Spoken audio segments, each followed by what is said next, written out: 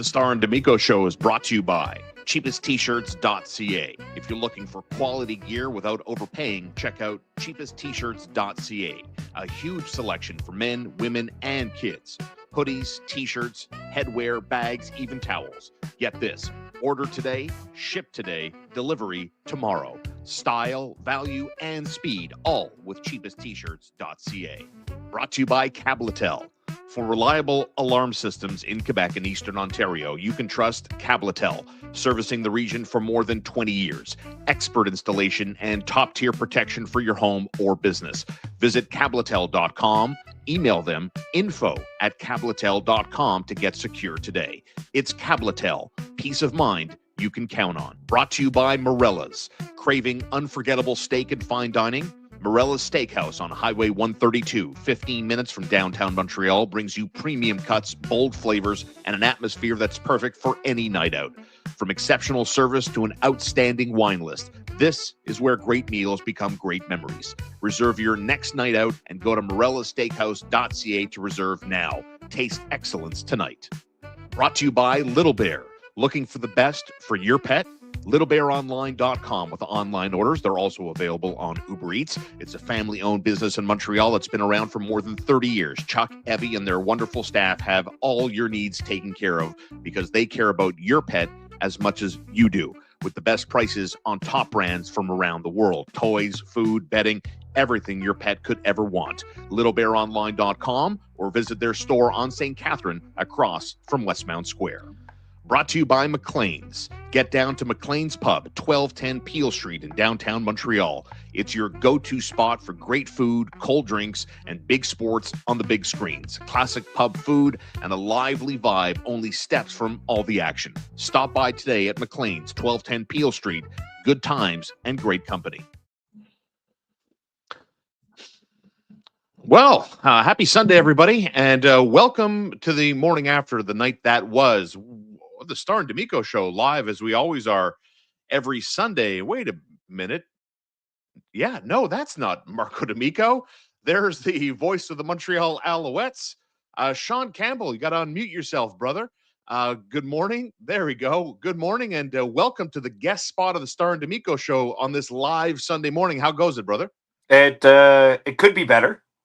It definitely could be better. Yes. It could be better.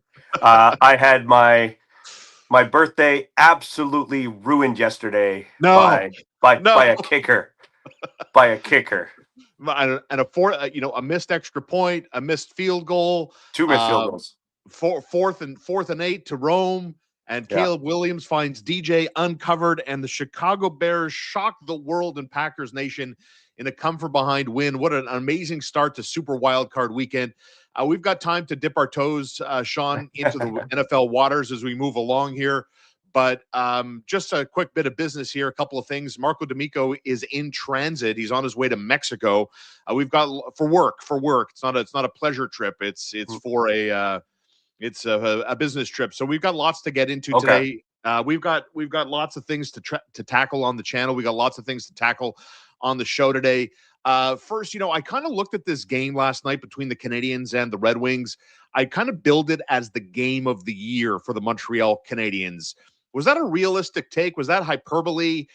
Considering the battle for basically the top spot with the Tampa Bay Lightning pulling a Buffalo Sabres, they can't seem to lose games lately. But what about that? What about that billing? I got the sense, Sean, that the Canadiens to a man went into that game knowing this was a pressure-packed, very important one last night. Well, yes, it was important. It was pressure-packed. I do think there's a little hyperbole to that game because what is it, game 43, game 44? There will be more important games than the one last night against Detroit. No doubt about it. I get leading into the game, it was fun knowing that you had the two top teams tied atop the Atlantic Division, but you're still, 7 points out of being at the bottom of the division. That's how crazy it's been. So, yes, you want to pick up the 2 points because you want to stay in first, but you just want to make sure that you can accumulate points. The worst thing for the Canadiens was that they just didn't pick up any points because that's the way that they've been getting the job done. Is when they lose with the loser point, and they just couldn't score against a very disciplined Red Wings team last night. So I'm not going to buy in. It was maybe you could say it was the game of the year till now, but even then, Exactly. there might have been more important games prior to this one. This game. You'll remember it a little bit if Detroit and Montreal is at the top facing each other at the end of the season. But I didn't really dive into it thinking, oh my God, Canadians need to win or what? Well, if they lose, they're fine. Yeah. So I didn't believe it was the game of the year. I didn't go into it watching it that way. And it's funny, when the Canadians lose, they kind of lose in a big way, right? Getting shut out, getting shut out against Yeah. Jordan Binnington and the Blues. John Gibson was on top of his game. It felt to me like the Montreal Canadiens missed a ton of opportunities, failing to hit the target with regularity. Certainly Oliver Kapanen later in the game had a chance but couldn't convert. The penalties were rather lopsided again. Only one power play goal scored by the Red Wings there in 5 chances. But again, I mean, there are a couple of problematic areas. And again, I don't have like a negative theme to this game. I mean, you're going to lose games. This team has been incredible through the first half and into the second half. But again, a couple of ugly areas rise up to the surface, didn't they? And got exposed. First of all, the faceoffs, where Yeah. Detroit was like 57% to Montreal's 43, and the lack of discipline, right, Sean? I mean, the Canadiens, I was looking at this before the show today. They're the 4th most penalized team in hockey. Boston's 1, Calgary's 2, Tampa's 3, Montreal's 4. As a matter of fact, when you look at the top 10, I think we're talking about 4 teams in the top 10 that are the most penalized. But Tampa Bay and Montreal rank 3 and 4 in the most penalties accrued per, so far this season. I mean, I don't know how you fix something like that, where, the Canadians have this tendency of just getting called regularly. And it's more than just being the youngest team in hockey, right? Well, I think that there could be something to the youngest team with the penalties that are taking place for the Canadians. A little bit of inexperience, maybe referees don't give them the benefit of the doubt.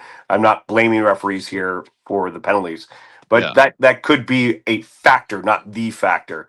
You used the word discipline, and it came to light yesterday when you were facing the Detroit Red Wings, because I thought that they played a very disciplined games. How do you beat the Canadians? Yeah. Well, 1, puck possession, so you win faceoffs. 2, don't let them get to the power play. Don't let them get power play opportunities. So as much as you could see the end score being 4-0, there's an empty netter. There's a free bounce for the opener. I think the Canadians not having the lead on an ugly bounce. Canadians take a 1-0 lead. Maybe the dynamic of the entire game changes. Right. Right? Like it completely changes on that front. But for the Canadians, I look at a 4-0 game and I kind of see a 2-0 game. I get it. I get the face-offs. When Jake Evans comes back, it'll be a little bit easier with Danault and Evans. Suzuki has kind of come back down to earth on face-offs, but I think that could be a lot to do with fatigue, and then the discipline. The Canadians have to be able to score 5-on-5. They have this year. It's one of the things that they can do. But if they're going to give up that many penalties, their penalty kill has to be better.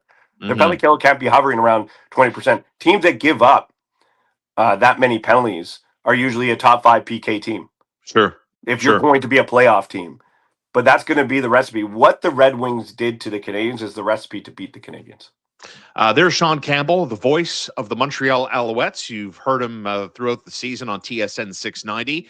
And here you go from Diane Hockey. Sean, I've been loving your play-by-play work on the Montreal Canadiens game. I would concur. I think Sean calls a great game, adds a lot of energy to the broadcast.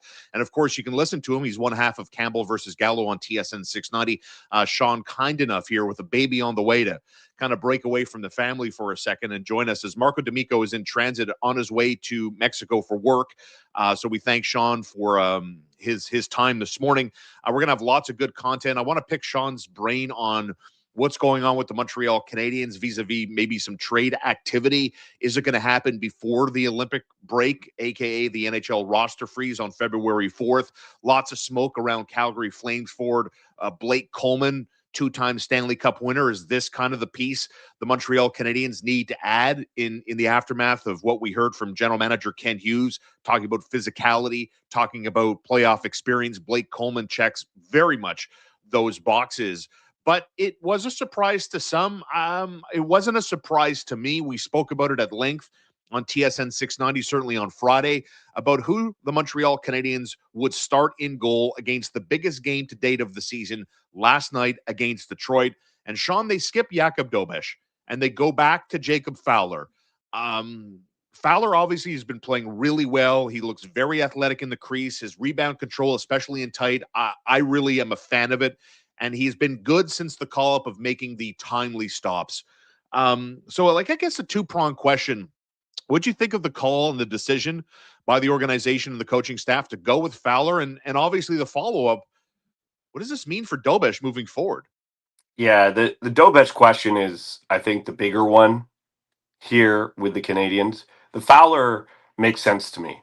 Jacob Fowler's with the Canadiens, he's got to play.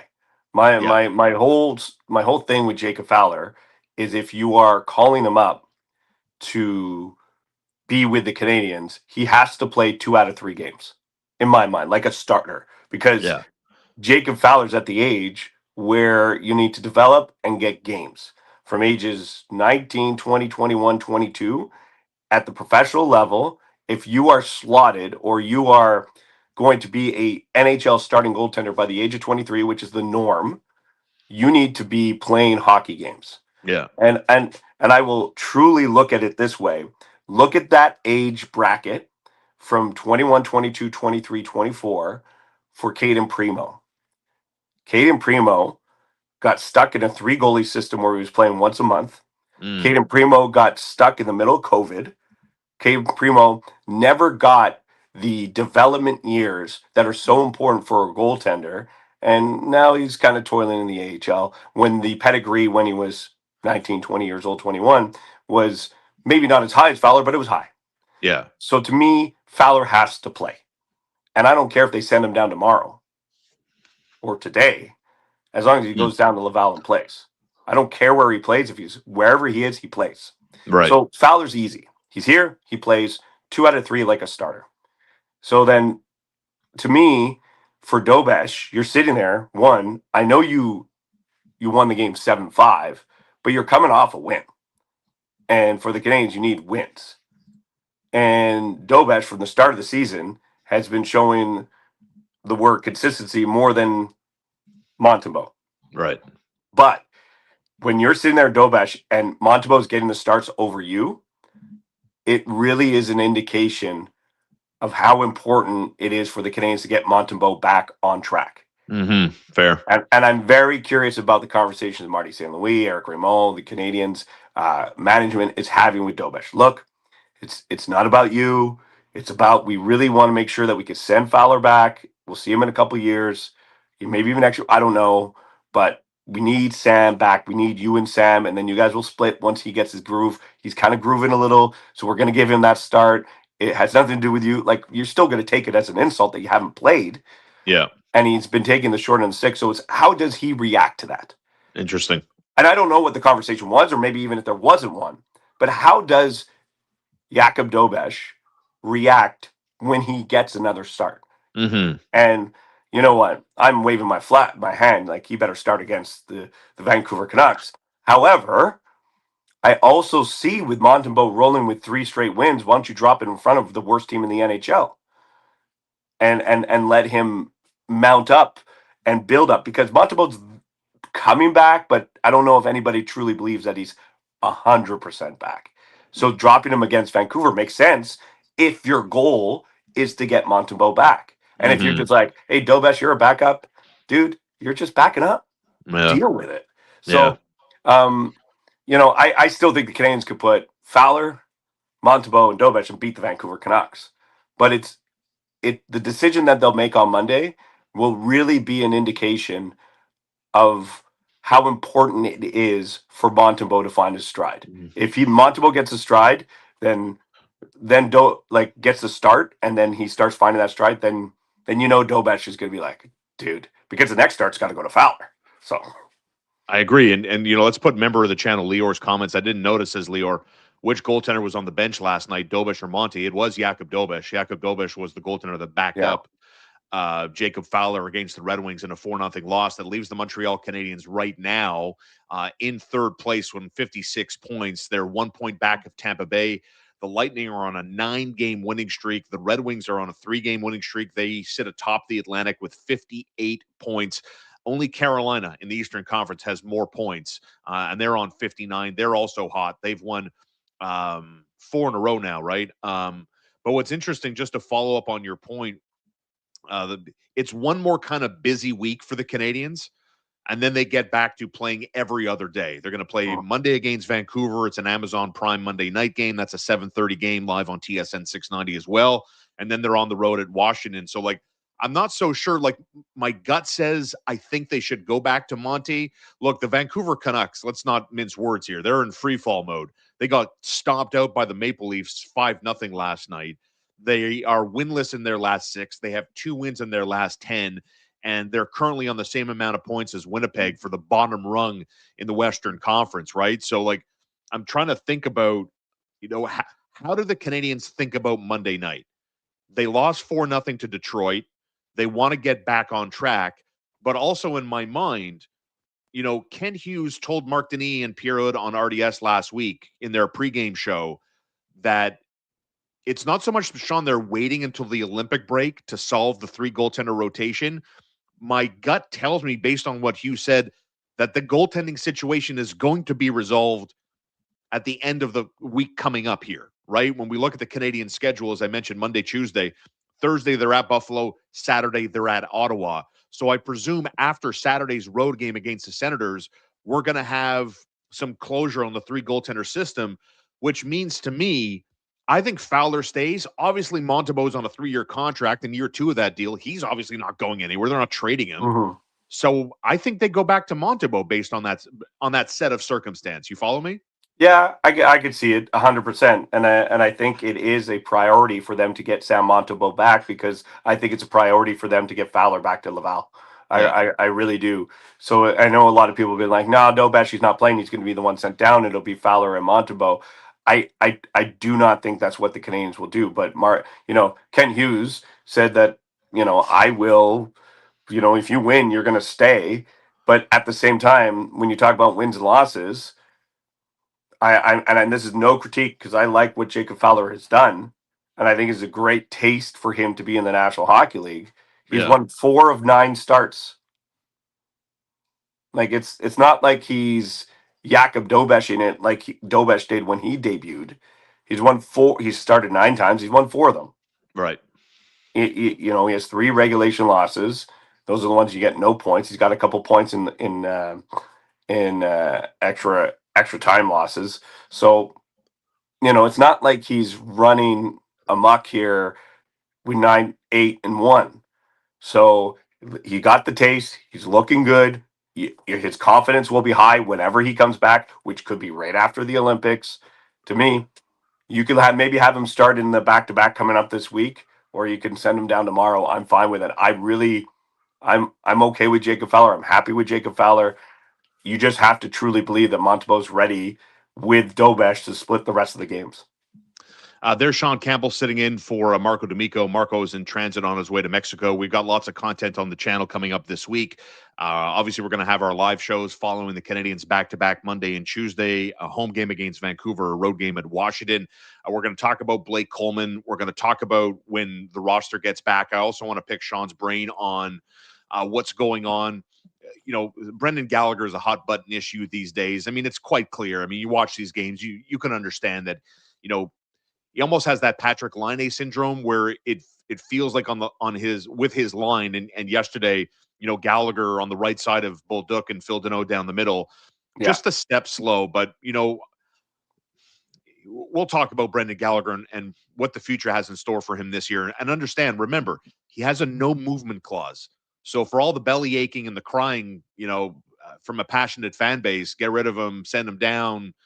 You can't. He's got a no movement clause, full stop, right? So that prevents any kind of AHL kind of move, right? Not that I think the Canadiens would, an organization would do that to a Brendan Gallagher at this point of his career anyway. But let's put Glenn's comment on the board here because I really, really like Big 7-2, man. He's, I've been critical of Arber Xhekaj, especially earlier on in the season. I feel like he's making me eat my words. Martin St. Louis, Sean, has been very consistent. He wants his guys, whether it's a goaltender or a player, stack shifts, stack games. 7-2 is doing exactly that. Squashes JT Comfort not once, not twice within 30 seconds. Eliminates Patrick Kane, creates a turnover, allows the Canadiens to go the other way, throwing his body around. 8 hits yesterday. Good pinches, good decisions from Arber Xhekaj. And Glenn's comment here is Xhekaj has gone from fighting not to be the 7th to looking to be the number 5. Did he get a call from Shea Weber, to get that confidence to be told to playing like this? Walk me through how you're watching Arber Xhekaj evolve this season. I think it's been a perfect evolution, and maybe what's happening now is what I think a lot of fans wanted last year. And with Arber Xhekaj, my point was he is at the stage of his career, and this, let me go back 17 months, maybe 16 months, okay? So a year and a half ago at the beginning of the season, I said he's at the stage of the career where he is just trying to show to the coaching staff that he can be an 82-game defenseman. And that's a defenseman that you can put in the lineup and not think about it. Yeah. Let's, we saw how quickly that occurred for Caden Gooley. Caden Gooley, as a young stud, came in, and I know the pedigree's a little higher for Caden Gooley than Arber Xhekaj, but pedigree helps with that, and consistency helps with that, where you show up to the National Hockey League, and then you have to prove that you're an 82-game defenseman. That's what Adam Engstrom tried to do. Now he's back with Laval, right? There's moments you're like, oh, this guy, you put him in the lineup. Struble battles it. We could go through the list of Justin Barron's and Jordan Harris's, and that's their battle, and still their battle today. So Arber Xhekaj is now, 16 months later, winning that battle. He's winning the battle of becoming an 82-game defenseman. Whereas it was right after Christmas, and the Canadiens posted a link. I think Engstrom was coming in. There was no pregame skate, and they were like, Jaden Struble will miss his turn. They didn't say they were scratching him, right? It's his turn to. They like that turn of phrase. He will miss his turn. It's his turn to be in the press box. It's not that they're scratching him because of the negative connotation. And then Adam Engstrom was in, but then you realize for 8 games it was either Engstrom or Struble, and Xhekaj had been in the lineup since mid-December, and he was not missing. So then you start thinking about it. You're like, yeah, I'm watching these games. And Xhekaj he's not taking a penalty in his 8-9 minutes that he's playing. He's not, getting the limelight because he gets burned on the outside. And now we're seeing that he has the confidence to stay in the lineup. He's turning into, Alexei Yemlin with big body checks that are going to hit the highlight reel on a game basis. Whereas at the beginning of the season, Xhekaj wasn't doing that because he was playing timid. He was playing with the thought, I got to make the right play with the puck first. No, I'm going to hit the guy with the puck, and then I'll get in position because I know what to do. I'm way more comfortable with every decision that I make. And if I make a decision on the ice by going for the body instead of the puck, I'm going to be confident because my buddy behind me, my partner to my right, everything else lines up. So I think that evolution of Arber Xhekaj is coming straight through. And here's the thing I can't wait for. There's going to be, because it's a great stretch right now since mid-December. It's been about a month. There's going to be a moment where he's going to have a game like he did earlier in the season. Take a bad penalty, have a bad turnover. Yeah. How will he react? And how will the Canadiens? Will that be like, Struble's coming in next game. Xhekaj's going to sit. Struble's coming in. Or will the Canadiens be like, no, that's one, man. That's our guy. He's going to stay in. And I feel like the Canadiens will keep him in the lineup. Yeah, he's earning his minutes, and Marty said it great the other day. He said, if I give him 10 minutes, he's giving me his best 10 minutes. If I give him 8 minutes, he's giving me his best 8 minutes, and that's what a coach wants. So I'm in, and I think Glenn is absolutely right. He went from a 7th to a 5. He's probably 6, but he's working his way to be a 5. And if you have 2 5s on your bottom, then you're feeling good. Well said. There's Sean Campbell in for Marco D'Amico. We'll get into some trade speculation, but there was good news from that game yesterday, with the understanding that the Montreal Canadiens lost 4-0 to the rival Detroit Red Wings. Now Montreal third in their division, going into a game against the pretty dark day Vancouver Canucks. They lost 5-0 at Toronto. We'll see them at 7:30, or probably closer to 8, considering it's an Amazon Prime game. But the good news last night was the return by Kaiden Guhle. Guhle back, playing on a line with Arber Xhekaj. Xhekaj played about 12 and a half minutes, and then you saw, obviously, with a ton of penalties the Montreal Canadiens took, Guhle got bumped up to the lineup. But what do we make of what the future has in store with a healthy Kaiden Guhle? Lane Hutson started the game with Alex Carrier, and the numbers are wild, right? You talked about Adam Engstrom when he was called up on December 11th, right? So from that point on, Hutson moved over to the left side. Since then, all Hudson's done is put up 22 points, Sean, in 16 games. That's the 7th most points of any player in the National Hockey League since that December 11th marker. Yeah. I mean, it's an incredible run of play by number 48. I mean, the dream pairing, I suppose, is Guhle and Lane Hutson, isn't it? But that would mean Guhle kind of stays on the left side and Hutson would move over to the right. I mean, big deal or not so much?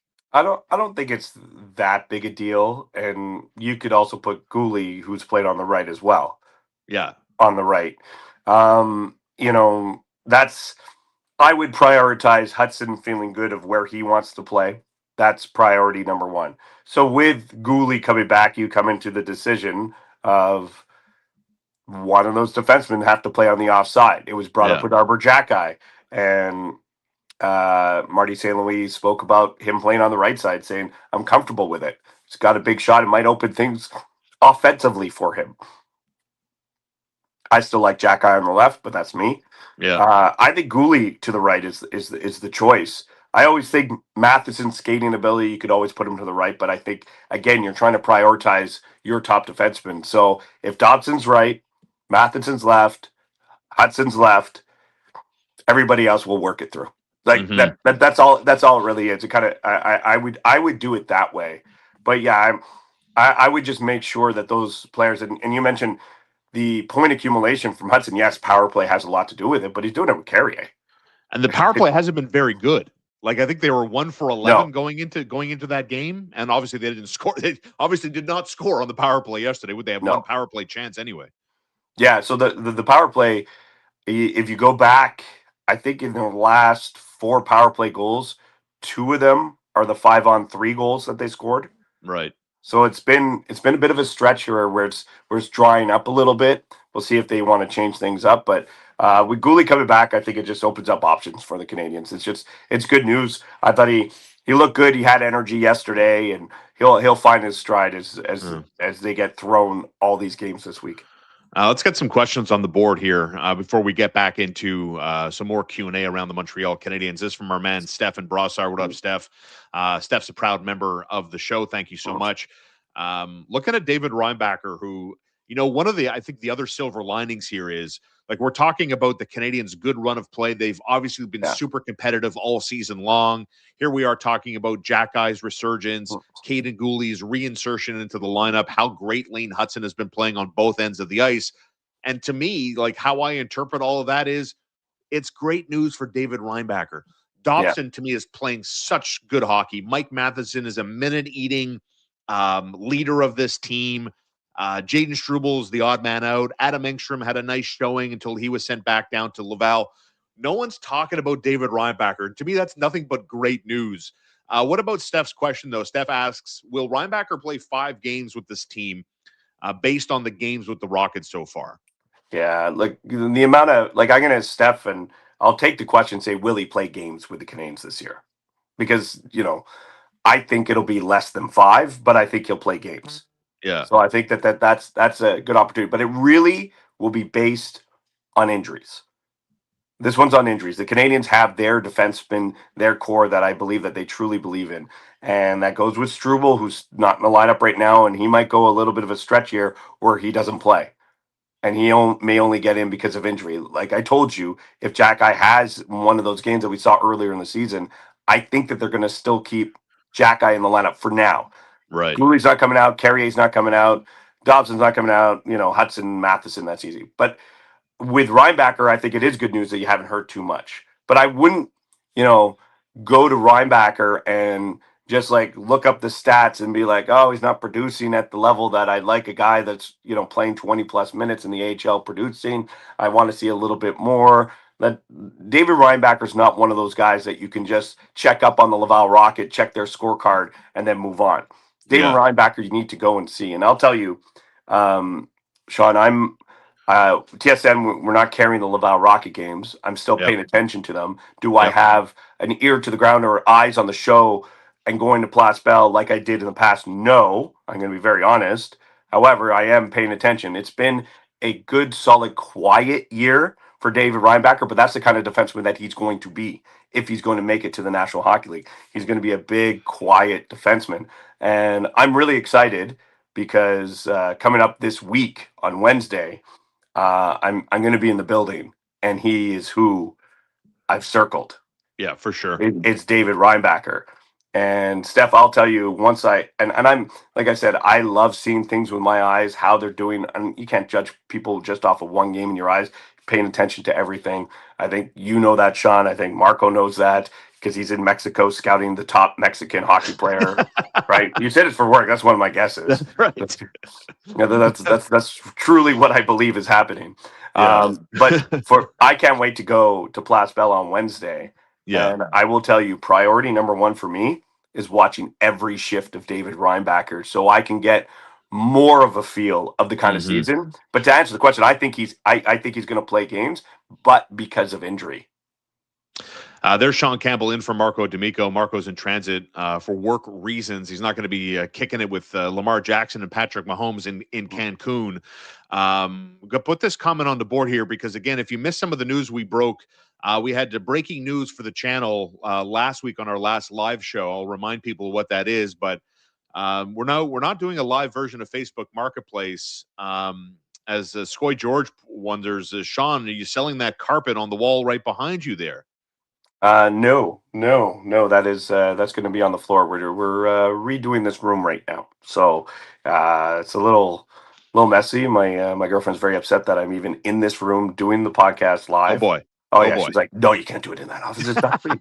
Like, I don't care. And then now we're getting questions about it. This is just perfect. Great. It's great. Exactly what she was hoping for. Yeah, she's like, oh my God, they're looking at the background. And by the way, if you missed it, we're proud to announce the Star and D'Amico show will now stay obviously where it is here on youtube.com on your favorite audio podcast platforms like iHeartRadio.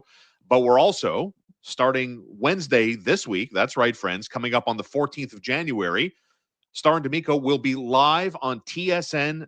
Well, not live. It's a produced show, but it'll be on TSN 690 at 7 p.m. starting this Wednesday, only because there's a Montreal Canadiens conflict. Otherwise, you can hear us Monday nights on TSN 690 at 6 p.m. But again, because of the conflict with the Habs and the Vancouver Canucks, Star and D'Amico on the radio Wednesday night at 7.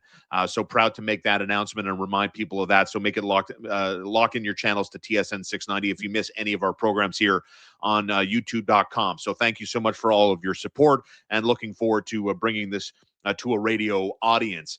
In the meantime, we've talked a lot about, the goalie rotation already.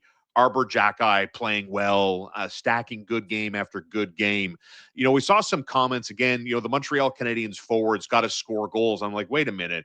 Like, they're 7th in the National Hockey League in terms of goals scored per game. Like, they're almost at 3.5 goals per game as we move through 45 games played this season for the Montreal Canadiens. But Detroit's one of those teams. Like, I was on the 20th anniversary of Michel Terrier's infamous run as the coach of the Pittsburgh Penguins. The ambiance wasn't as electrifying as it was in the Bell Center for the last 2 games, and I specifically blame the Detroit Red Wings. It's one of those put-you-to-sleep teams, man. They're not fun to play against, huh? That was my first observation watching them play. Well coached, well disciplined. They go through their motions. They know exactly what they do. They'll rely on their star players. They don't get many goals, but how many chances did Lucas Raymond have? Right, Yes. and then of Yeah. course he's the guy that gets the lucky bounce because he's going to the net. And I see I see Dylan Larkin moving around. DeBrinket's the guy with the hot shot. Like those are their three guys. More Sider, four guys. After that, if you're able to slow them down, but if they're producing or getting that one goal as a whole, they have some big bodies, disciplined players. The coach told them don't take any penalties. We're going to play 5-on-5 against the Canadiens. Don't give Yeah. them a power play. They got one power play. I was for someone who has been really hesitant about pumping Detroit's tires. We know Detroit, like Montreal, like Ottawa, like Buffalo, trying to break through that mold of Tampa, Toronto, and Florida at the top of the division. And Detroit's one of those teams you're just like, yeah, I don't really believe in them. Last night, I'm not saying that I'm 100% behind Detroit because I still felt like there's room for them to fall down the standings. But last night made me believe in their style and their coaching and their discipline. That was a Hmm. great show on the road, not giving the Canadians anything, taking advantage of what was given to you by Yeah. the Canadians. Because if you want to break down a game, shot total, offensive chances, opportunities, empty net goal, free. So you get the free goal, the empty net goal, and then the difference of the game was the power plays. They get a power play goal. Montreal doesn't get a power play goal. So you're Yeah. talking about what last night was. If you take Detroit's discipline of not taking penalties and an empty net and a bad bounce, it's a 1-0 game. And if you're watching, it was actually like a 1-0 game. That was a 1-goal game that ended up being 4-0. And fans will look at the 4-0 and go, I can't believe we didn't do anything. Canadians had their chances. No doubt. And is it me? Or were the Canadians trying to beat Gibson glove side all All night. night? All It night. was And every how many times save did was they in his miss the net? glove, They were trying to go right? high on him all night, and they kept Yeah. missing the net, missing the net. Yeah. So, halfway through the game, they ended up, I think they had 6 shots halfway through the game. They Yeah. got that shot total up a little bit, but you're right. They missed the net. They were hitting the glove. It seems that they're pre-scouting, or maybe just seeing something that wasn't there. I don't know if it was a directive from the coaching staff or not, but my Yeah. point is I thought Detroit won that game because of coaching and discipline. Habs forwards, by the way, combined missed the net 15 times in that game. Just to put a number on it, right? I mean, that's Yeah. the official box score number. Zach Bolduc missed the net 3 times. Demidov missed the net twice. So did Brendan Gallagher. Let's talk about the leader of the great Montreal Canadien in his career, number 11, Brendan Gallagher. And like I've long held the belief, that um, when the day comes that Brendan Gallagher decides to call it a career, Mhm. I would I would immediately hire him if he's inclined, if he wants to. I would immediately hire him to be a part of the Montreal Canadiens organization. I think he wears the jersey with pride. I think he knows exactly what it means to be a Montreal Canadien, and I think he has a lot to teach the next generation of Montreal Canadian players when it comes to being a member of this organization. I mean, the cliche, the sweat and the blood that this guy has given Yeah. up, the role he's played for a 5th-round draft pick to turn into the player that he's turned into, to me is very inspiring, right? So I think a lot of players can relate to that. Certainly, I mean, he's no Martin St. Louis, but just like players look at the Martin St. Louis, wow, look at this former Vermont Catamount, never drafted before player into the Hall of Fame, into a Stanley Cup champ, Yeah. into an MVP, all of those things. It's very inspirational, right? But it doesn't change the reality. And the reality today is Brendan Gallagher is a step behind. You saw it a couple of times when there were some races to be won, and it was a challenge for number 11. And the Montreal Canadiens are bruised and battered. Someone asked earlier in the chat, what's going on with Josh Anderson, right? He's still listed as day-to-day, Yeah. right? Jake Evans is skating. Kirby Dach seems closer to a return. Patrick Laine's timeline to return from injury remains on track. Alex Newhook is the long one. He's coming back probably in at some point in March, right? Maybe. Um, how do you think the Canadiens, not how will they, how do you think they should handle when they get their full complement of players back, and maybe there's probably going to be another injury between now and then to another forward player, but what's your read on Brendan Gallagher, how he's being managed, and also, if Patrick Laine comes back, I mean, does he take Gallagher's spot? He's a better weapon on the power play than number 11 is today, let's be honest. Yeah. Yeah, like Gallagher on the power play, let's just I never ends. It's been understand. all season, man. It's been all year. You got to put you just change things up. Put Matheson and Dobson. Put two defensemen, please. Right. Over Gallagher. Like it makes no sense that he's on that power play just for puck handling, puck decisions, getting to pucks. And I know he's Brendan Gallagher and scoring 20 goals a season, and he has the ability to put the puck in the net. Yeah. Years ago, couple things with Gallagher. One, the first question: when everybody gets healthy, if tomorrow everybody was healthy, and you were like they're all coming back tomorrow, and you need to make a decision on gameplay, who sits? He's sitting. But you mentioned timelines. You have 5 players on the injured list, 5 players with different timelines. Yeah. The Olympic break, he's not coming out of the lineup. I'm just, even when you get into March, and so, I don't think he's coming out of the lineup. I just don't. Like, it's just not going to happen. I think that there's too much respect. I think that there's going to be a limitation to what he can do. And right now, I don't like him with Danault and Bolduc, but your bottom 6 is kind of a mishmash. And let's be honest, your fourth line, Veleno, Blais, and Beck actually providing some good offensive zone time. I agree. But those are the guys, all 3 of them will be gone. Where does Veleno fit when you get Danault and Evans down the middle? Where does Beck will go back to Laval. Sammy Blais, I've liked, he knows exactly who he is and what he's doing. You can't waive him. Like this team. No, he'll be with the team. Enough. Like he's not that's physical. fine. Yes, they need more physicality, man. Like, net front presence has been an issue all year. It was an issue yesterday. Again, it drives me crazy, the periphery play, but it is what it is. Like, I can't see a world where Sammy Blais loses his spot. I can see Joe Veleno being the new Matt D'Agostino, being the new what's his face from last year. Oh God, I can't remember his name. Laurent Dauphin? No. The Canadiens forward who never played. Pizzetta. Yeah, thank you. The new Michael Pizzetta. He'll be that guy, because Danault and Evans down the middle, to me, is like checking defensive forwards. That's perfect. Yeah, so there's like a million things that need to happen for Gallagher to really come out of the lineup here. Yeah. But there's kind of that last tie-in here. Gallagher is that last piece from a generation of the Montreal Canadiens that scratched and clawed and grinded like Gallagher, like everybody loves and appreciates from him, right? But let's be honest, when he's out there on the shift, he's got gas for 15 seconds. That's about it. 1 up, 1 down. And then he's got to change. If he gets caught, it's tough for him to get by the defenseman on the breakout if it comes up his wing. Mm-hmm. And you're right. He you said, he lost some foot races. He was never winning foot races in the beginning. But then you get to the net front presence and the goal scoring that you would like from him. Yeah. It's not there right now. It's kind of disappeared. I will never count out Gallagher, because I could see him just saying, grinding out, and he'll get 1 or 2, and maybe that's all he needs for a little bit of confidence. But he knows who he is as well. Like, he plays to that, and the coaches play to that. He's not going to say mom. He's not going to do anything. But he's that last generation of scratch, claw, grind, go to the net, poke, poke, poke. But the problem, he's on a team that is new generation. He's on a team that plays a completely different style than he ever played before. Yeah.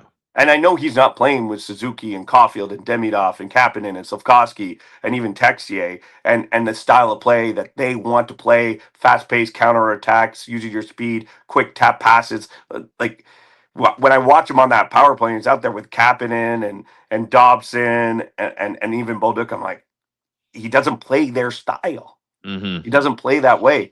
And it's hard. You're the contract, he's going to be there. So I think you just swallow your pill, take those meds, swallow that pill. You have to. and I think that's what's going to be here with Gallagher. And maybe he has, for the Canadiens, a couple big moments, a couple big goals, which can validate why he's there. Mm-hmm. Because I will never count out Gallagher, because he's in the NHL, because people counted him out from the beginning. The 5th round pick, undersized, like, he did everything he needed to do to stay in the NHL and to have the career that he's having right now. Yeah. But it's tough to watch, because he's he's the Montreal Canadiens style of playing in 2014, 2015, but it's 2026. Mm-hmm. You're expecting, right? I think a lot of I think the fan base, I'm sure falls into this category too. The Montreal Canadiens have been pretty good, I would say, all season, right?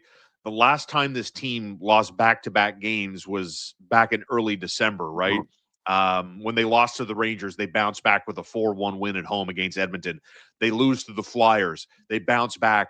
They beat Chicago 4-1. They beat Pittsburgh 4-0.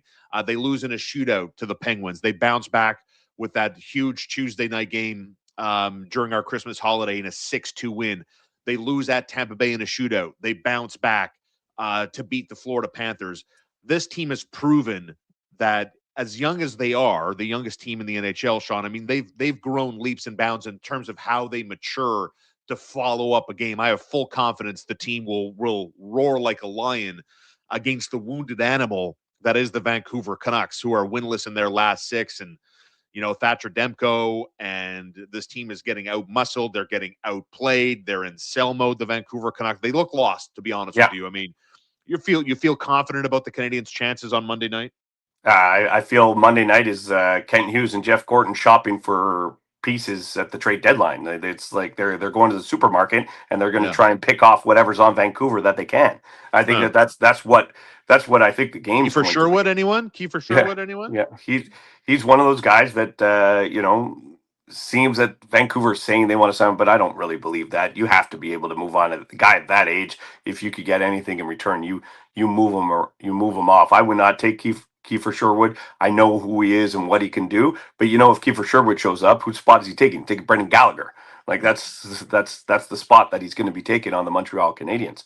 But for this, I see them, and that goes to the coaching staff. The fact that you mentioned, talk about the youthfulness, they're mature. Let's be honest. Look at their captain, very mature 26-year-old. I mean, he's, I just turned 47. He's way more mature than I ever have been or will be. And then you also, I'll give, Suzuki and Matheson and Gallagher able to keep that room in the right mood after a tough loss 4-0 to Detroit. I came and told you that, I felt like that was a 1-0 game. I'm wondering if that's the conversation. Because, we lost 4-0. We didn't score, guys, but that was not a 4-0 game. And you have that conversation in the room. That means they're ready for Vancouver on Monday. And we could talk, it's going to be a trap game. This is the way the Canadiens are and the way that they have proven in after losses. And no matter if it's Montembeault, Dobash, or even Fowler starting, the Canadiens should take this game. Now, if they do lose, then there's a little bit of, hey, let's wake up. We can't let this slide. Right? That's going to be the conversation. It's okay if they lose it. They're still in a decent spot because the standings are so tight. If they lose, I want to see how they react to 2 losses in a row and to an opponent that they shouldn't, because we saw them lose to the Blues and then they went and beat the Dallas Stars. Exactly. Yeah, come from behind style, right? I mean, again, the last time the Canadiens lost back-to-back, December 7th and 9th. Since then, when they've lost, they've rebounded every single time and taken the 2 points on the board, right? Colorado lost back-to-back, and I didn't really worry about them. Again, for the audience, for new people that are just joining us, Monday night, home to Vancouver, I'm going Sam Montembeault in net. Campbell, if you were tasked to fill out the goaltending assignment on Monday against the Canucks, who are you leaning on? I'll go Dobash. I get why Montembeault. I'm fine with it. I'm not making or grandstanding, but I think you can't go. I think it's 5 or 6 games now. If he's going to be your backup and you need him, and you're going to need him to win games.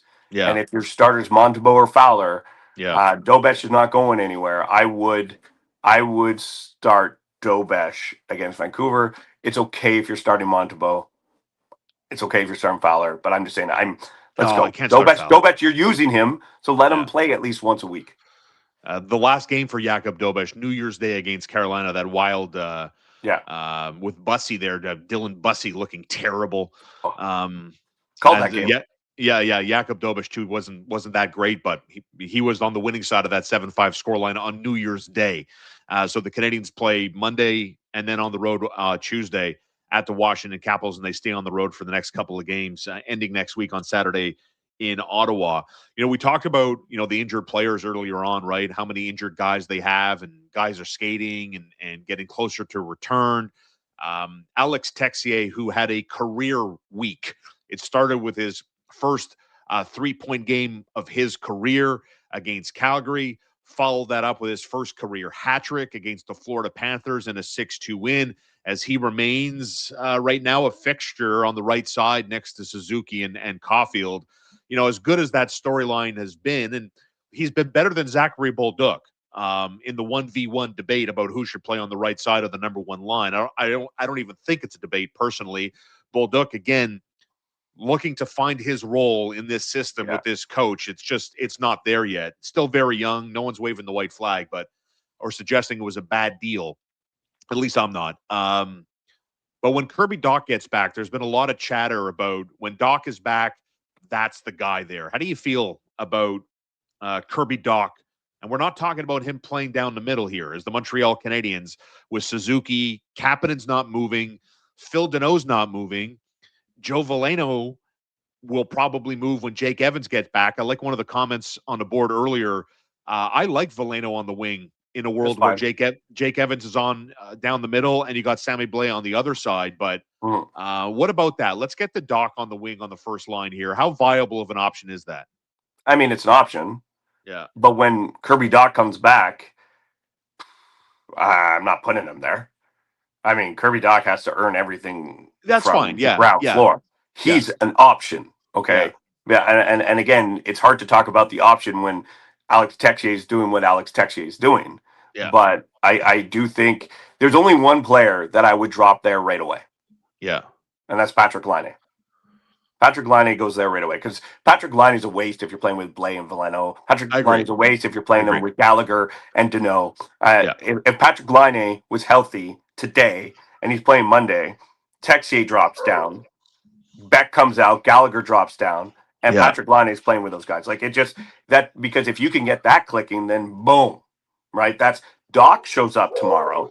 Right. Dach is probably playing next to Deneau and Bolduc. Like, he has to earn everything. I have no plan for Dach. It's about what Dach can do. To me, Dach is just a player that, he's ready. Okay, we'll use him. That's all it is. I'm not even thinking about him.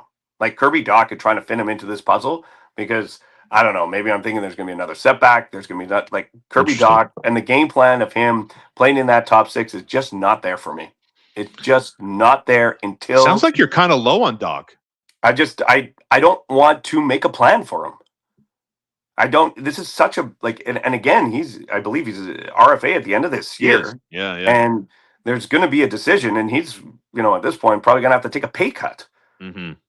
You're just going to qualify him. He's going to be like, okay, like I got to take that deal because I got nothing else going for me. I just don't want to plan for him. There's no plan. There's no plan for Dach. Dach has to get healthy, start playing hockey, and then performing. And to me, those are three things that's just going to take forever. So I'm just not even going to plan for it. But I mean, seriously, like I guess just to give you a counterpoint, like you see how Alex Texier complements Suzuki and Caulfield's game, right? He sometimes can go to the net and can play with a little bit more speed to help complement, the vision of Nick Suzuki. The benefit is when they're cooking on the offensive zone, I like Patrick Laine as an option for Nick Suzuki or Cole Caulfield to pass the puck to, but like on the rush, it's a struggle bus situation here, no? Like we were just talking about Gallagher never winning a foot race, a step slower than everybody else. I mean, Patrick Laine is not leaving a trail of fire behind him here. Let's be honest. No, but Patrick Laine, like the other option I would is when no one's doing this is Slafkovsky goes back, and then you put Laine with Demidov and Kapanen, right? Like that's then you have those guys dealing with the puck, and you put Slafkovsky because what works. Like that's the other option. I wouldn't do it. Okay, I wouldn't do it. But to me, Patrick Laine has been sitting and waiting to get an opportunity with Suzuki and Caulfield, and there's an opportunity for him to go there if that's the case. And again, we're sitting here trying to take something away from Texier, which he's earned for the moment. But to me, I look at Alex Texier, and there's a little bit of a difference with the way that they played. I feel like Byron's a lot more had a little more physicality, but Paul Byron was a third line, fourth liner guy that when your top line guy went out for 2 weeks or 3 weeks, you had no problem throwing up on that top line because Paul Byron's like, okay, I'm going to switch gears. I'm playing with this. I can play with skilled players, no problem. And Paul Byron, there's a reason why he was never a top 6 guy, Yeah. because he could only do it for 2 to 3 weeks. And then the guy gets healthy, boom, I'll go back to my third line. Don't worry about me. I'm good. I'm still going to do what I do. That's what, to me, Texie's not a long-term answer for me. And if he wants to shut me up and continue to get 3-point games for the rest of the season, please do. Yeah, please do. It's a good problem to have. But to me, he's not a long-term answer. No. Members of the channel get to enjoy a video on a deep dive with Marco and I on Blake Coleman of the Calgary Flames. Pierre LeBrun on TSN and TSN insiders were talking about how the Montreal Canadiens, and they're not alone, interested in Blake Coleman. It looks like Nazem Kadri is perhaps starting to put his hand up a little bit, saying, hey, if you want to move me to a contender, I'm a little bit more open today than I was, let's say, a month ago. But in the here and now, members of the channel can go over to youtube.com and check out that video now. It'll be released tomorrow at 10 a.m. But how you feeling about this? I mean, he checks boxes. You know, he's 34, 4.9 million. He's got a 10-team list where, you know, you don't need his approval if you want to trade him.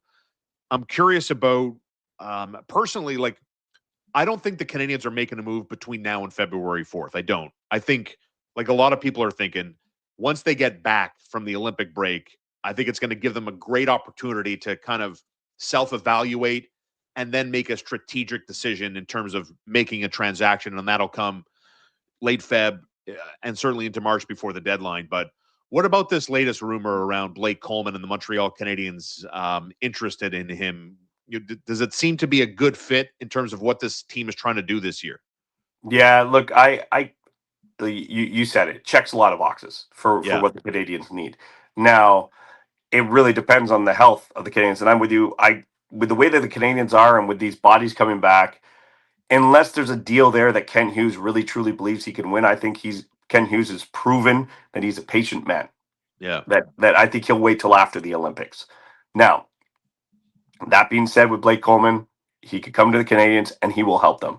And I have been, with the team being the youngest team out there, I was on board with the Canadiens acquiring an older center iceman. Like in the offseason, of course, my hand up was for Crosby. If Tavares ever became available, I don't hate the idea of O'Reilly. I hate the price of O'Reilly, but I don't hate the idea of an O'Reilly. And then the Canadiens went and got Phil Deneau, and that checked the box for me for an older center. Now, it's not the point-producing centers that I was just talking about. That I get it. But they didn't need that because of Oliver Kapanen. Oliver Kapanen, when we were talking about bringing in a veteran center iceman, was not really that option that you thought was going to be that second-line center. Now you really don't have to worry about it. You need a veteran presence. So now I've moved that idea to, can you get a veteran offensive player? And I think that kind of mentality will help the Canadiens this year.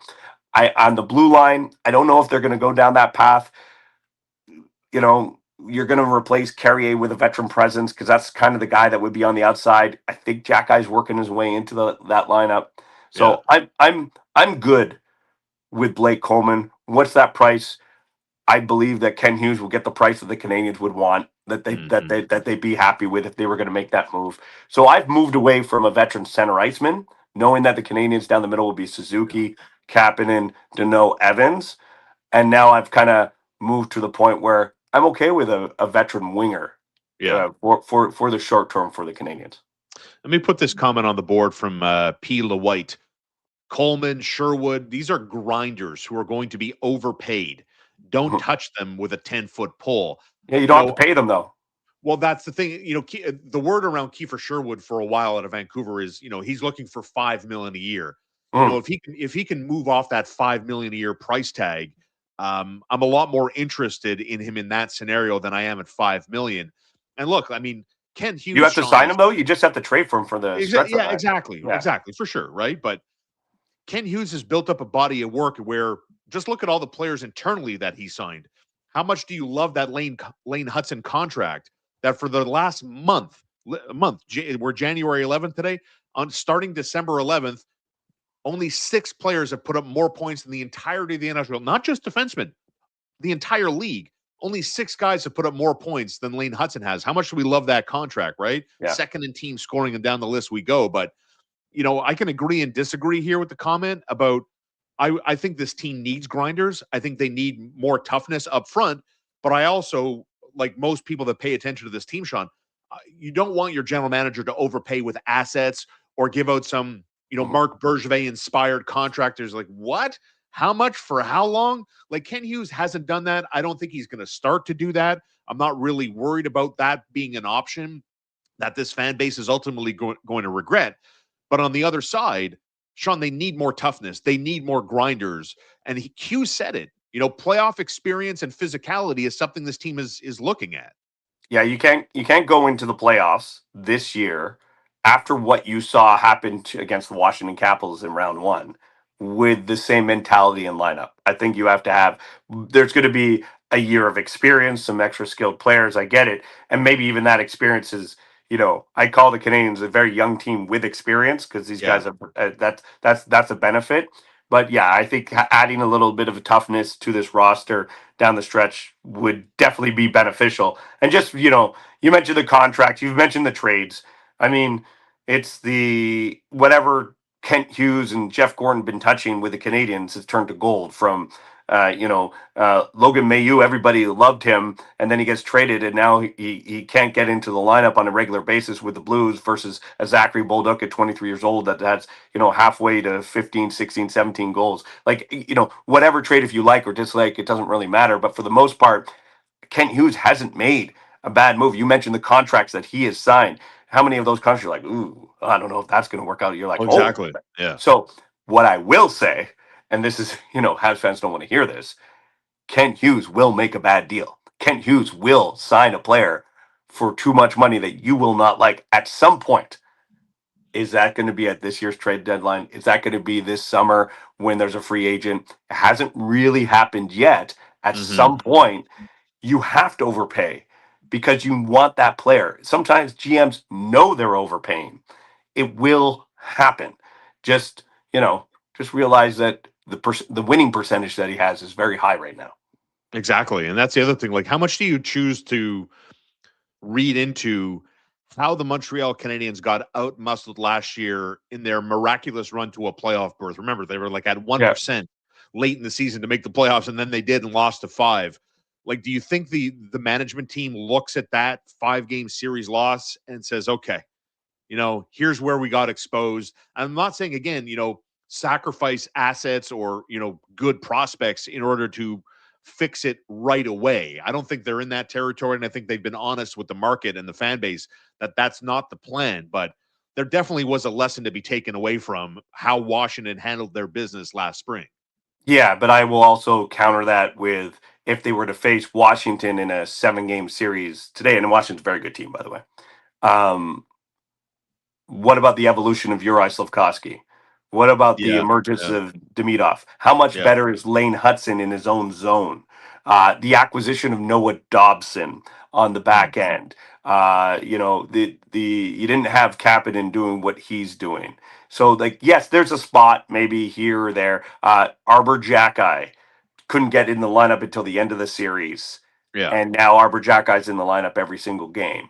Yeah. So there's the Canadiens are the same team, but they're different than a year ago. Yes, you want to add some, but don't you want to see in a series like that, as much as Tom Wilson ran amok, I want to see Uri Slafkovsky in a playoff series right now with the way that he's playing hockey. Yes, big time. Yeah, big time. What about this from Patrick Water? Campbell, you still think Panarin is on the way? Yeah, the Rangers suck. They're going to have to get rid of him, and that is the perfect solution to Suzuki and Caulfield. Oh my gosh! I've been just trying to pump this. I started this last summer. If you put it out there, if you just keep saying it, I don't have how financially or player wise.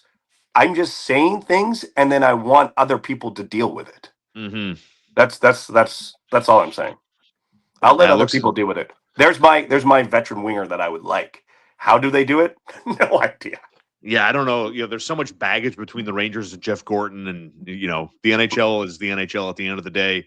And by the way, there are a lot of reasons I think the fan base would be pleased that I'm not an owner, because I'd probably Oh, be a middling owner.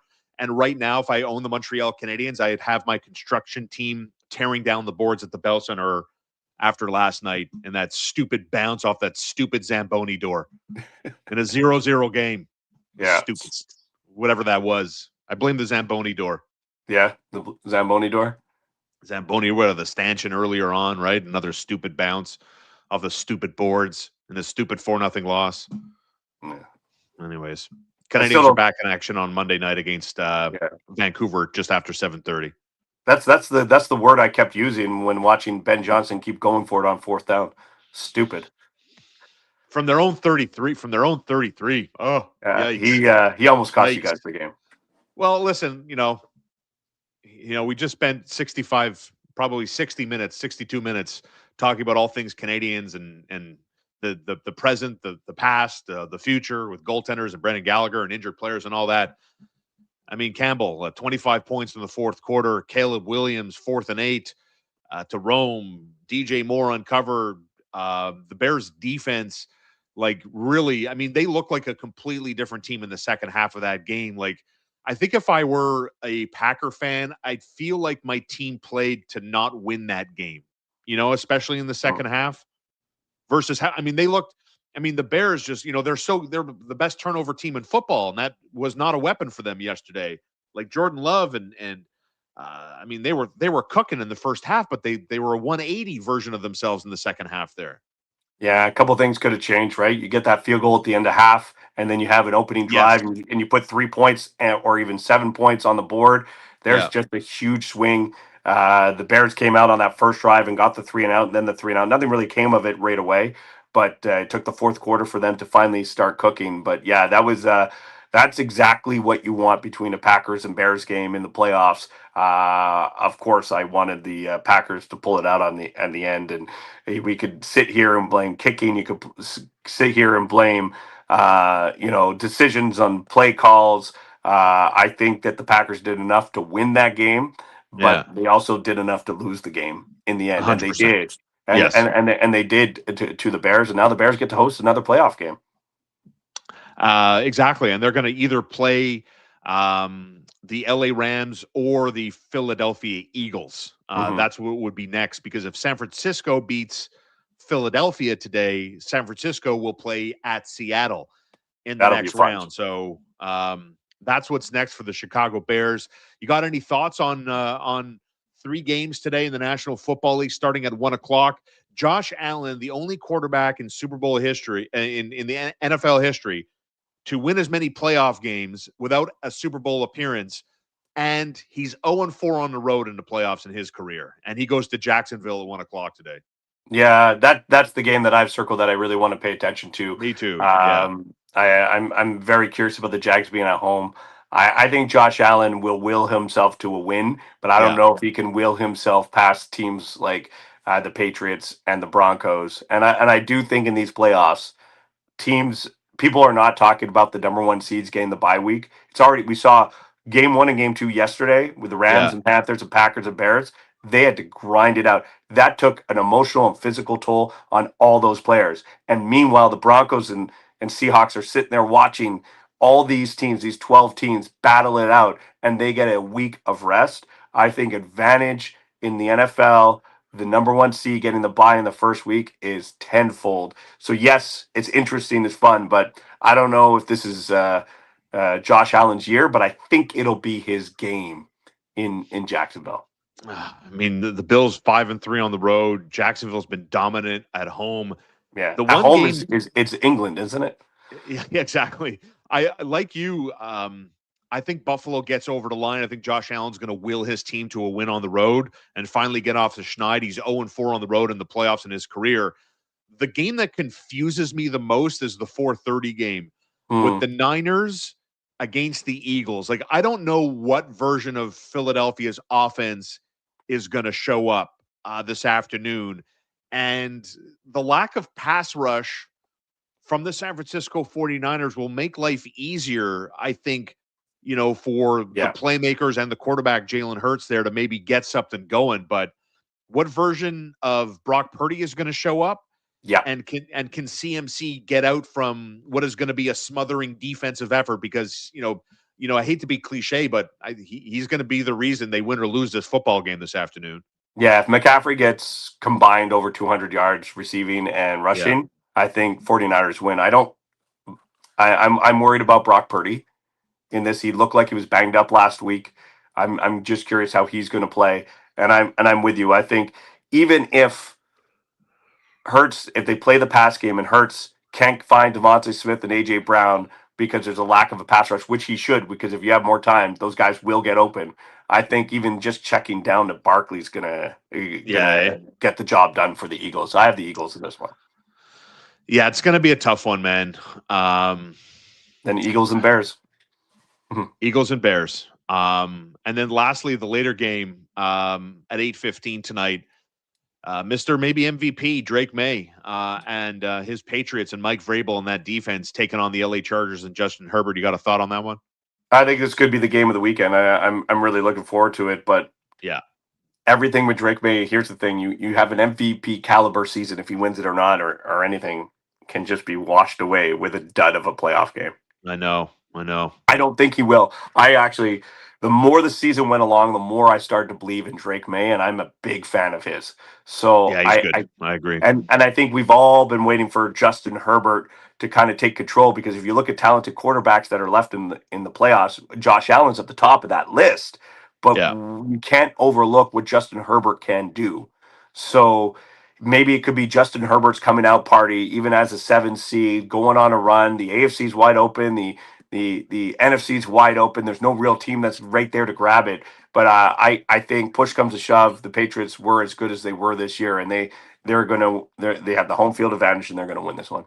Well, this one they're favored by 3.5. Like, to me, the path to victory, I think, for the Chargers is, can they get to Drake May? Like, their pass rush is legitimate, right?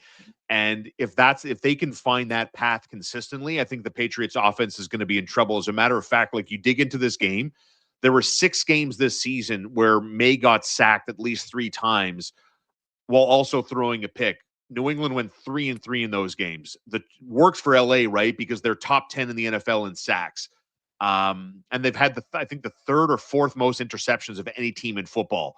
So to me, that's the path. So I'm going to go upset city. I'm going to take the Chargers to go to Foxborough and beat the Patriots. I could see it. I just taking the Pats. Yeah, I could see it, but I'm just taking the Pats. And now with the Packers out, I guess I got a soft spot for Aaron Rodgers not playing his last game. So that's so tough, man. That Texans defense is so good. I think that's a little bit of hope and grinding. And what you need to do is have long, sustained drives, which the Steelers are very good at, and just fatigue the Texans defense as much as you can. But that's the thing, though, right? Like, much respect to the Houston defense. I think if Aaron Rodgers were 10 years younger, I'd go the other way. Yeah, I know. But he's not. I think it's going to be a close game. I think he's going to find a way, Rodgers, and DK Metcalf's going to play for the Steelers. But, like, I think the Steelers are going to be able to, keep it close. I don't think Houston's going to run away with this, but Houston's defense is worthy of your respect. It's worthy of being a game-breaking talent.